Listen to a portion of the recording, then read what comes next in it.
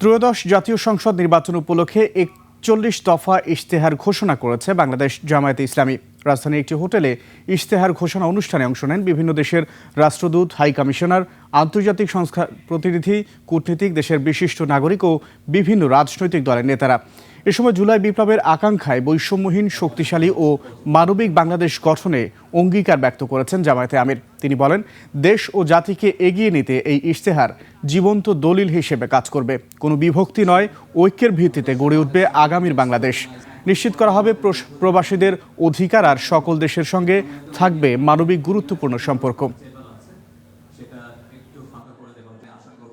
একটি রাজনৈতিক দলের ইশতেহার একটি নির্বাচনকে সামনে রেখে এটি কোনো দলীয় কর্মসূচি নয়, বরঞ্চ একটি জাতির প্রতি একটি দলের চিন্তা, তার ভিশন, তার পরিকল্পনা এবং কিভাবে সে আগামীর দেশটাকে সাজাতে চায় তার একটি জীবন্ত দলিল, যা জনগণের কাছে এটি জীবন্ত একটি ডকুমেন্ট হিসাবে থাকবে।